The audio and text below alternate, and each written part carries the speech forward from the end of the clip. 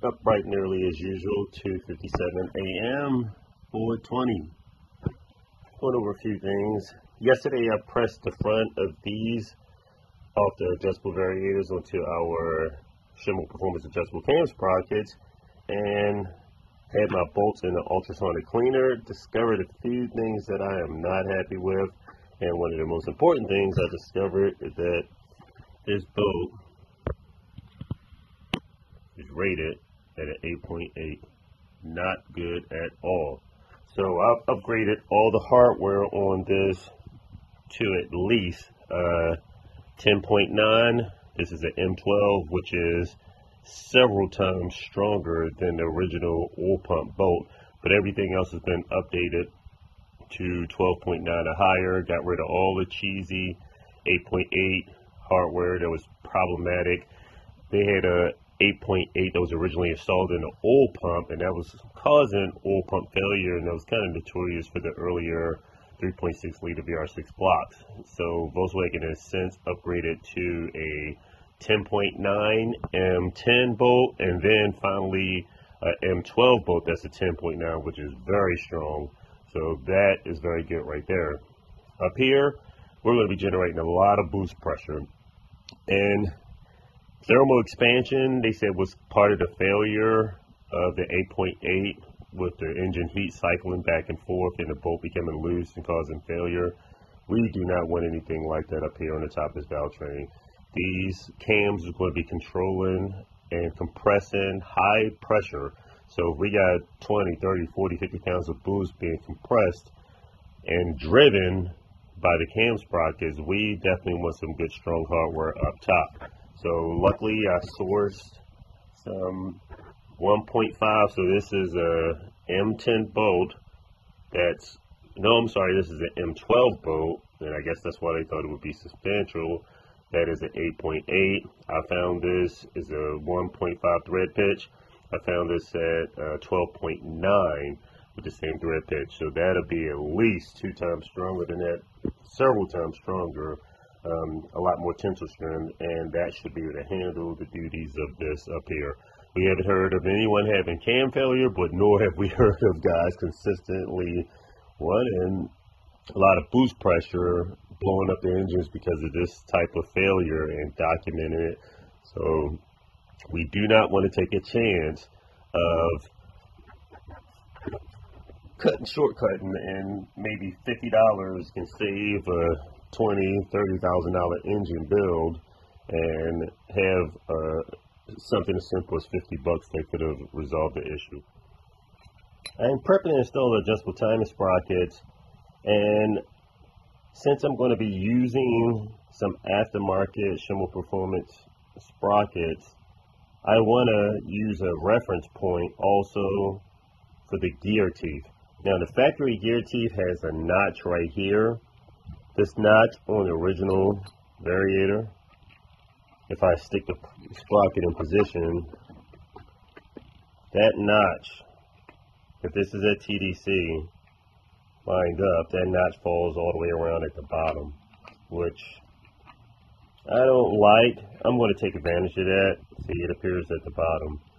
When I install these adjustable sprockets, I'm going to line up, this perfectly lines up so that at TDC, my dial is right here, which is a great reference point for advancing and retarding the timing. But on the back of the sprocket, I will line this tooth up with this notch right here for the intake and for the exhaust. So that way I'll have a nice reference point also for the tooth to appear right here, and that can also give a great baseline reference for advancing and retarding the timing, and just putting them in and just seeing where your cam positions are. Doing some test fitting for the adjustable cam sprockets, and they're coming out pretty good. Originally they sent some grade 8 hardware bolts with it, which is great, but I'm going to use my own bolts. These did not come with washers, so I ordered extra heavy duty flat washers, so that way you can create more surface areas. So for example, if just the bolt on itself clamps up against the aluminum, It's just the diameter of the bolt that's creating most of the clamping force, the surface area around it. But if you have a heavier washer, larger washer, that means you're going to be using this much of surface diameter around. So it's increasing the clamping force. We want to keep these adjustable sprockets fixed in position.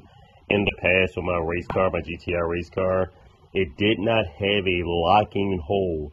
And as a result of not having a locking hole, meaning once you adjust the cam sprockets to where you want, you can run a locking set screw into position to keep the sprocket fixed in position. So sprockets that did not have that, when I've installed a larger washer to create more clamping force, of course, and with red Loctite, that pretty much kept everything fixed in position. So that's what I'm going to do. Now, these are shredded backing bolts, as you can see. So these will bite, also kind of lock against the flat washer, creating a more of a locking and secure area, so that way during the harsh vibrations going through a high horsepower engine, to keep it fixed in position. I just have to shave the back sides of the bolts down just a little bit, so once I tighten this nut up, it will not make contact with the housing or anything like that. The original bolt had extremely good clearance, so, but that's all I need to do. Also, I wanted to use, and I will use, as I was stating in another video, I want to use this notch that's on the back of the sprocket as a reference point. So when I'm setting this up as top dead center, this will be my reference point. As you can see, I have this much adjustment back and forth, but this will be my reference point for TDC, lining it up with this notch right here. So I'm going to shave these bolts down, install 4 in here, 4 in here, and put it in position. Just finishing up with my mock testing of my cam sprockets.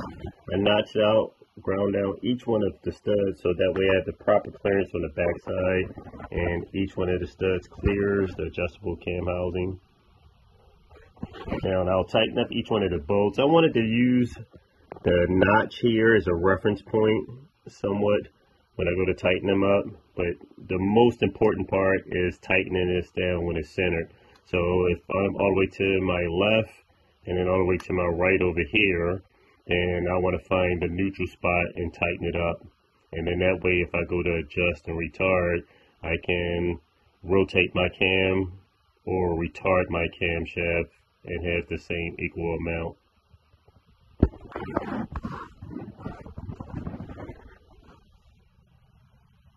Pretty much finished my mock testing for my adjustable cam sprockets. I actually notched out a socket so that way I have clearance for getting over here and tightening everything up. These are extremely important, and one of the things that I'm happy about with the VR6 engine is it has an intake cam position sensor and an exhaust cam position sensor. So this bracket right here, the teeth on this bracket, I can set it up so that the engine can know when this is at TDC. Now, the average ECU, you only usually need one trigger on your intake cam, and of course you need a trigger, some type of reference point on your crankshaft, so that way you can know where your crankshaft position is as well as your intake camshaft. With this engine right here, we have sensors on our intake and our exhaust, which is awesome. We can set this up so that our Motec can read both. On the average ECU, we don't need all of these teeth right here. I will have to determine which one is set up for TDC, and the other ones I can cut off and eliminate. One of the things we do not want to happen is several false triggers. Once it determines whichever sensor, which one of these teeth is set up for TDC, we don't want false triggers, so every time this rotates around and it flags the sensor, it can trigger the ECU to make it think that is at TDC and throw off your ignition timing. So usually on the average ECU, only one of these are possible, especially since we're not using anything as far as adjustment and the computer needing to know whether the sprocket is advanced or retarded for the VDT. So on this, I will tighten up my exhaust cam sprocket. You want to find a neutral point. So for example, from all the way to my left, or just say clockwise and then counterclockwise this way, you want to lock it pretty much in the middle. That way when I go to adjust my cam, as far as advancing or retarding my timing, I have the same amount of adjustment on both directions. While doing research for setting up the timing chain adjustment on the 3.6 liter, I came across some information whereas I need to purchase a lockout tool for their injection pump, for the direct injection.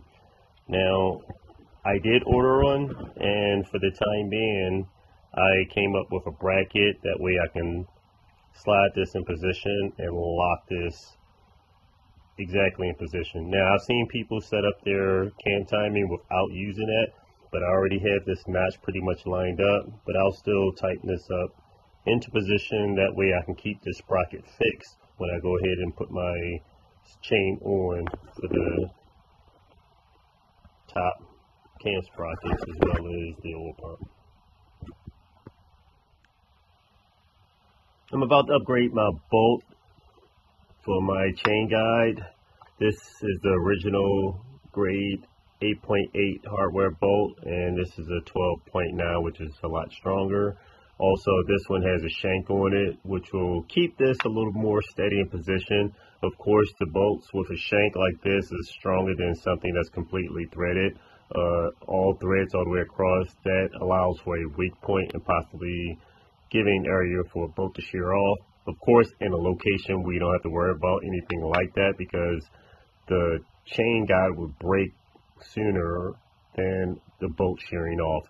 But either way, in this application, we're still upgrading to a stronger bolt. I have seen in some of the VR6 engines where the chain guide has snapped off completely and the chain itself was riding on the bolt.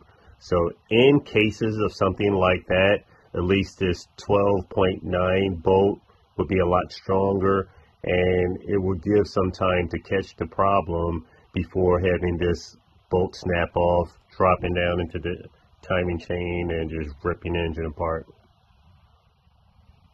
Just installed my upper chain guide bolt and torquing it down to 23 Newton meters of torque. And use red Loctite on the threads.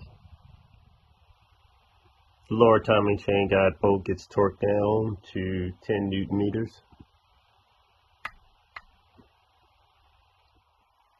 Making some pretty good progress. I have my intake and exhaust adjustable cam sprockets, and now I'm installing the Schimmel Performance adjustable chain tensioner.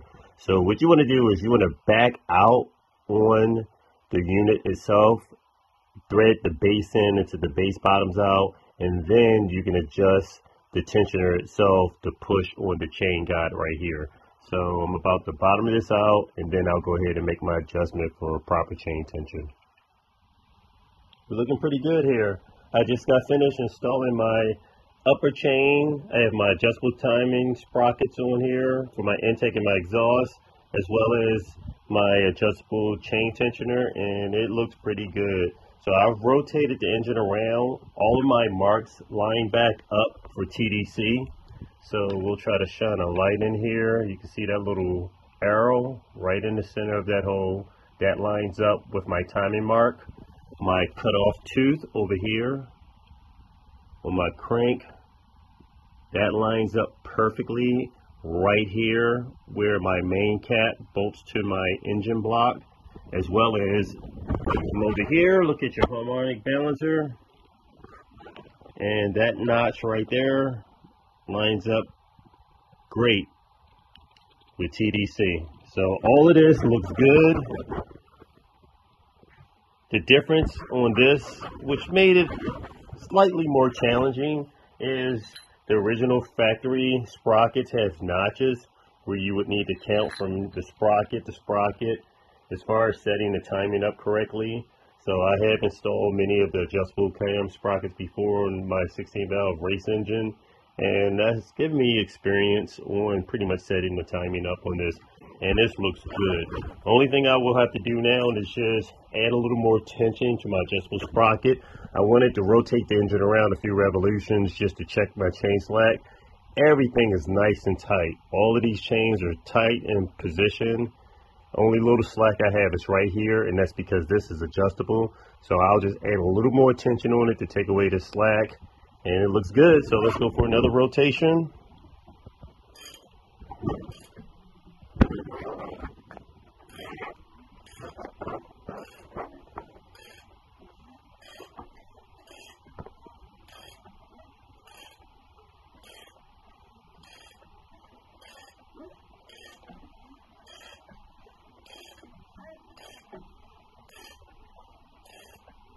We're getting real close back to TDC.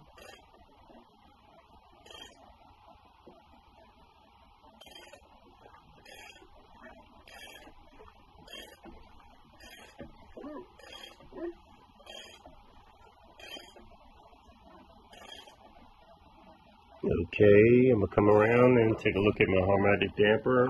My cam sprockets are just about lined up. My damper bolt is real close as far as my notch. We'll take this around real slow so that we can catch that mark on TDC. How we look right there. That looks very good. We'll get rid of that light glare. Cool. So that looks pretty good right there. Maybe need to come down just a hair more. Not much. Okay, now let's take a look at my sprockets. My sprockets are back good at TDC. And back inside where my bolt for my oil pump, that little slot inside here, that looks pretty good too. And of course, my notch right here, the cutoff tooth. So yeah, I just need to come down just a hair more, not much. We're pretty close. But as far as my timing marks, we're almost there. So if I just rotate my crank around just a hair more, but everything lines up pretty good for the most part. Oh yeah, I can see better. I got the light over here.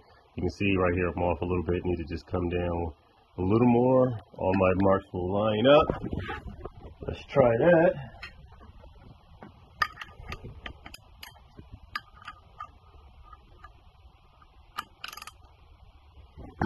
Let's see where we're at, just a little more.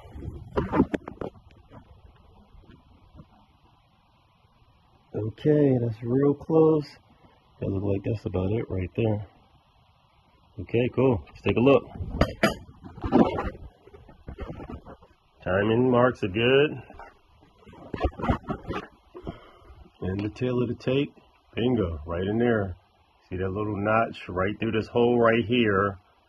You can see the tooth right there is a little arrow, so you can see the halo from my flashlight is a little mark right there.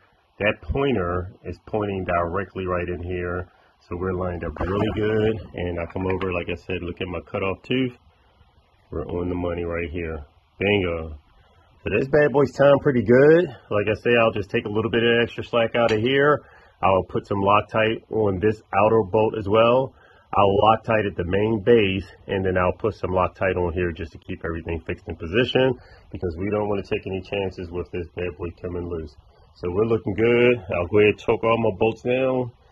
But in reality, as I was saying before, what I want to do is I have hardened 12.8 bolts come in place of these smaller or cheesy 8.8.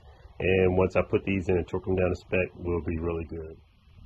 So we're looking pretty good now. I made some more adjustments. I had to adjust my cam sprockets a little bit. You can almost see that it's got almost the same distance across each side, so that means this is almost centered pretty good. But of course the washer has just a slight little bit of play, but either way, my point is the intake cam and this exhaust cam is just pretty much lined up. I adjusted it several times, took away the little slack out of here. Our marks are lined up with TDC. Our notch right here, the cutoff tooth, is lined up perfectly with the main cap and engine block, as well as you come around here and see my harmonic balancer that this mark right here is not just lined up perfectly with TDC. And of course, the final icing on the cake would be our cam viewers, and they slot right in place. So this bad boy is coming together very, very well. Very well. Looking good. So now, just need my hardware. I went ahead, as I said, snugged up most of the stuff. But before I did anything, I didn't want to put Loctite on here until I get my baseline set up. Once I get my other bolts, I'll take all of this out right here, Loctite each one of these in position, take this out, put my grade 12.9 bolt in here, Loctite these two into position, and that's pretty much the icing on the cake, and then Loctite this final nut right here. So we'll be good. My upgraded hardware, Loctite it, and we're in business. Rotated this monster around, and this thing's starting to get a little heavier. So I wanted better visibility for installation of my timing chain cover, so that way I can put my silicone in hard to get areas and make sure it's sealed up properly to prevent any type of oil leakage. Once I have my timing chain cover installed, I'll take all of these bolts out, lighten, balance these bolts for fitment into my dual mass flywheel, and then I'll install the racing stage 4 dual mass flywheel. I cleaned up the timing chain cover, so it turned out pretty good. So what I'm going to do is let it soak overnight in some parts cleaner, put a Scotch-Brite pad and some muscle. Got a good 90% of the oil stains out. Just getting in from work and unboxing some of the packages that we received today. I ordered a VR6 timing chain toolkit, and we've already received and had these cam locking plates, but it was cheaper to order a whole kit that included the cam locking plates than it would have been for these two parts right here. What these are for the direct injection pump for locking that cam in position. And I still have the engine at TDC, so let's take a look to see how accurate I was with setting my timing. This slides into this port. Wow, right there on the money. That fits perfect. All my other marks are lined up perfectly. I haven't changed anything from TDC, and this bad boy is timed on the money. So that's good to know. I read an article today that was a little disturbing, and the disturbing part was that they've had issues. One of the weaknesses with the VR6 engine is that they've actually sheared some of the factory bolts off, as well as the bolts vibrating loose. Now, as we know, the dual clutch transmission hits hard, man. I mean, when it's going through the gears, it's going through the gears nice. I don't want to take a chance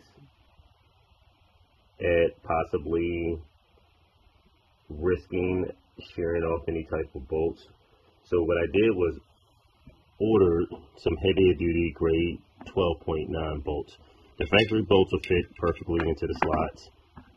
The extra ones I bought a little bit heavier duty, but I just have to shave the heads down so that they can just fit all the way through like this and bottom out. Now, ARP doesn't sell any bolts like this for the dual clutch transmission as of yet.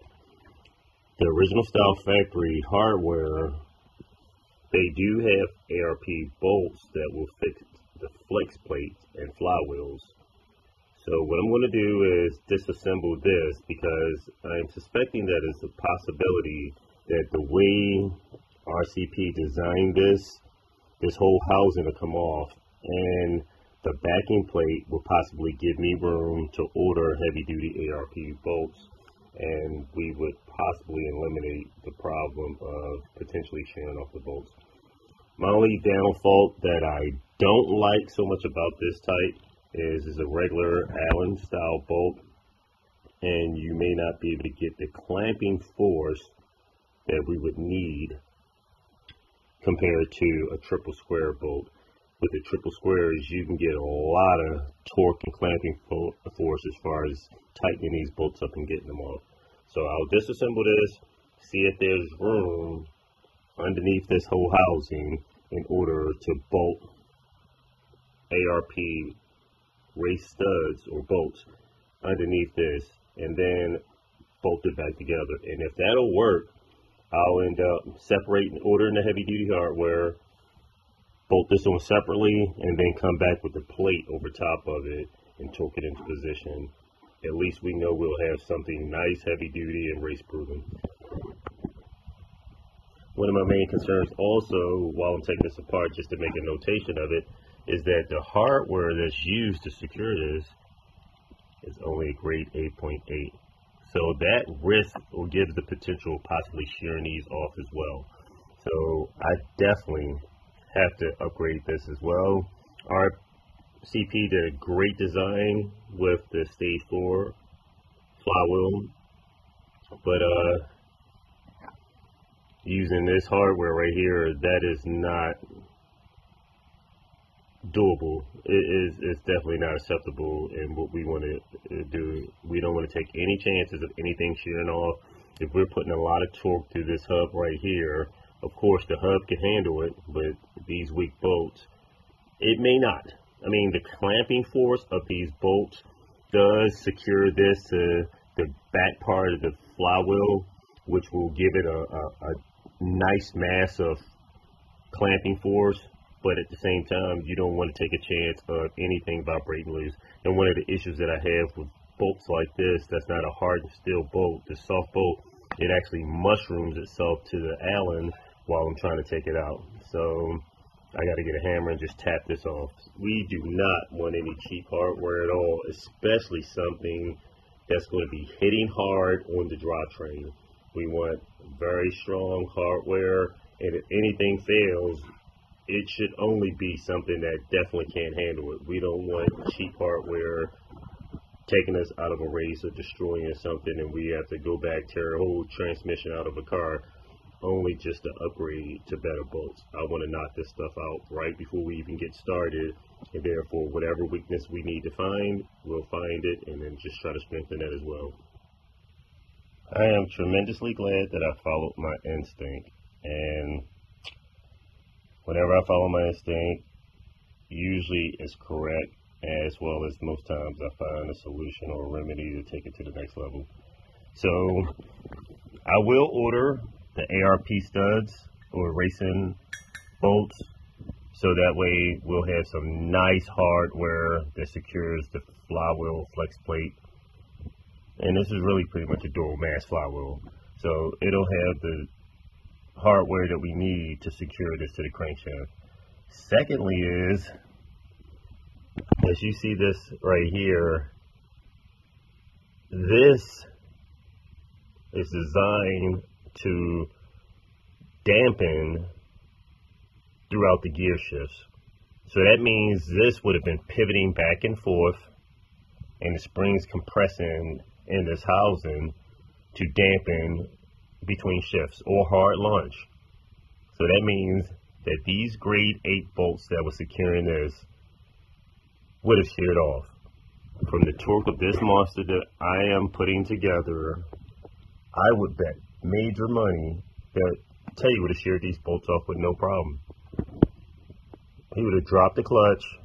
It could have been a big money race, and it would have sheared all of these cheap bolts off right here. And this is the thing that separates and will separate us from all the other shops and companies, because they are producing some nice, and I mean some very nice products, but it's just little small tweaks or icing on the cake, little small oversights that will constantly set other people back. So for example, if Malacca or whoever else is running the same style dual mass flywheel, which they are, or something similar, no, they're running the DCT, but either way, if they're running something similar and they're not able to use this, their weakness is shearing these bolts off.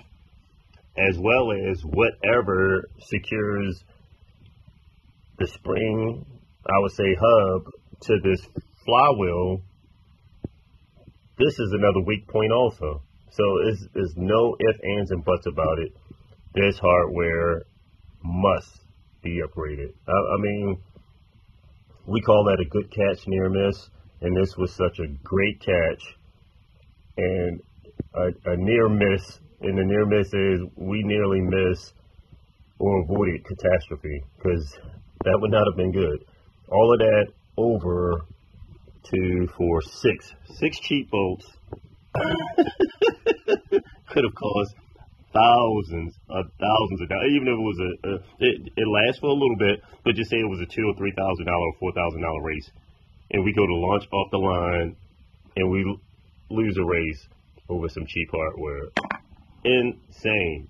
So I know this build is taking a little while, but hopefully the things that we are discovering while we're building this up will end up spring forwarding us or giving us a leap forward past whatever potential competition. And while they're breaking as usual in the pits, as we've strolled through and seen many VR6s broke down, our stuff hopefully will be consistently making some nice runs where we're gaining data and just building stronger and faster engines down the track.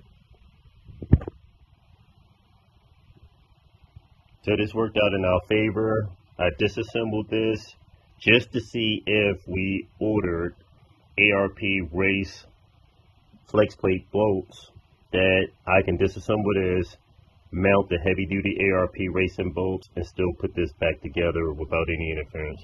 So as you can see, it's clearance all around. All the bolts drop into place as if it was just a factory flex plate or flywheel, which works out excellent in our favor. And this will give us a major leap forward. So I'm going to get online, order ARP racing stuff, and we will have ARP studs securing the flex plate or dual mass flywheel to the crankshaft and spinning a DQ500 transmission. Great.